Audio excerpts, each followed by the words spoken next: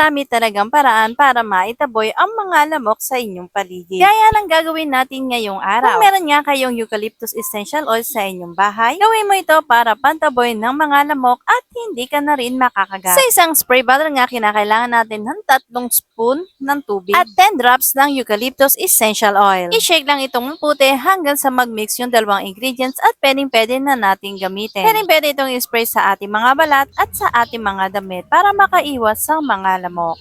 Gagawa tayo ng simple pero murang solusyon para sa lamok. So dahil nga sobrang daming lamok kahit saan, pwedeng-pwede mo itong i-spray sa inyong balat at sa inyong mga damit. At syempre pwedeng-pwede mo rin dalhin kahit saan. So sa isang small spray bottle, maglalagay tayo ng 3 kutsarang tubig at 10 drops ng citronella essential oil. Natural insect repellent dahil ang citronella essential oil ay may strong citrus scent repels mosquitoes and other insects na pwedeng-pwede nating i-apply or ipahid sa ating mga balat na makakatulong para makaiwas sa mga kagat ng lamok. Ang citronella oil ay may natural, non-toxic, alternative at nakakapag-alaga at safe na safe sa ating mga balat. Kaya naman legit na makakaiwas ka talaga at iiwasan ka ng mga lamok. Sobrang dami din bang lamok dyan sa lugar nyo? Lalo na sa labas ng bahay mo. Gagawa tayo ng simple pero effective na solusyon para sa mga lamok. Kinakailangan lang natin ng 1.5 na tubig at 3 cloves ng bawang. So dinigdig ko lang to ng bahagya para lumabas ang aroma nito. I-shake lang itong mabuti sa loob ng bote at intayin ng 30 minutes bago gamitin. After 30 minutes nga ay pwedeng-pwede mo na itong gamitin at pwedeng-pwede mong i-transfer sa iyong mga spray bottle para mas madaling gamitin. I-spray lang ito sa inyong paligid lalo na kung nasa labas kayo at maraming lamok. Tiyak na hindi ka na lalapitan ng mga lamok dahil ayaw na ayaw nila ang amoy or aroma ng bawang.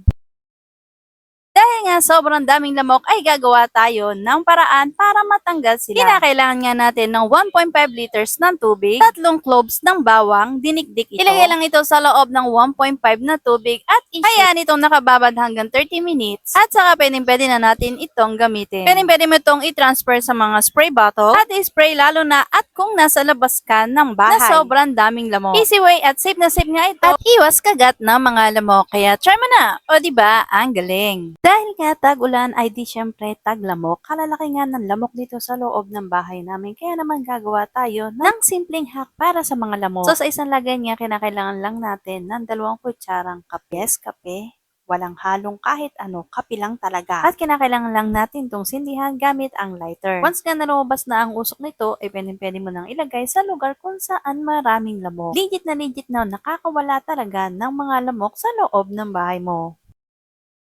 Tanggal ang problema mo sa lamok dahil sa solusyon na gagawin natin. So ito yung kompletong ratio ng ginawa nating pantanggal or pantaboy ng mga lamok. Sa isang spray bottle, kinakailangan natin ng 3 kutsarang tubig at 10 drops ng eucalyptus essential oil. I-shake lang itong mabuti hanggang sa mag-mix yung dalawang ingredients na nilagay natin. At pwedeng-pwede mo nang gamitin pantaboy para sa mga lamok. Pwedeng-pwedeng i-spray sa mga balat at sa inyong mga damit.